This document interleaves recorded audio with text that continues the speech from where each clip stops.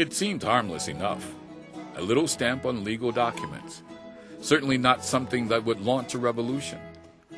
But the Stamp Act of 1765, part of a series of taxes imposed by Britain on her American colonies, did just that. It started the American Revolution. 2 years before, Britain had won the French and Indian War, gaining Canada and the Mississippi River Basin from France. But the cost of the war had been high. Now the country was experiencing an economic depression, and the government was in debt. Britain's new Lord of the Treasury, George Grenville, drew up a plan to reduce that debt through a series of taxes on the colonies. At the time, Americans were the least taxed people in the Western world, and the British Parliament thought that the colonies would go along with new taxes to help the mother country. However, the British government made two fundamental mistakes.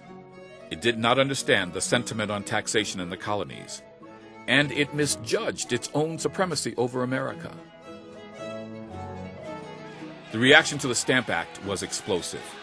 Since the Stamp Act required a fee or tax for all documents and newspapers, it affected every aspect of colonial life from commerce to marriage.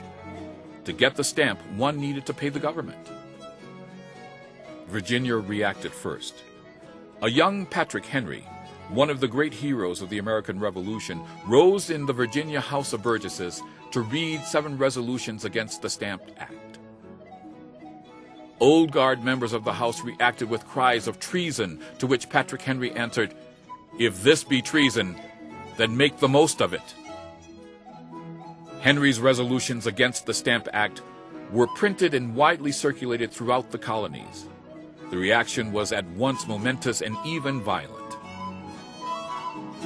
In the fall of 1765, what became known as the Stamp Act Congress convened in New York. It consisted of representatives from 9 of the colonies. It was the first time the colonies had come together on their own.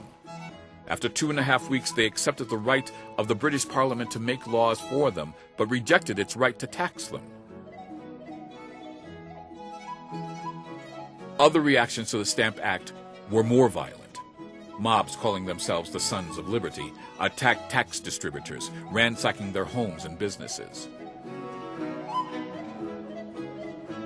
Britain's reaction to colonial protests were ambiguous. At that moment, Britain could have taken control of the colonies, but it did not. Instead, in the name of expediency, Parliament repealed the Stamp Act without it really ever taking effect. In that moment, the colonies were lost. The American Revolution had begun, and most of the British did not even know it, and a little stamp took its monumental place in history.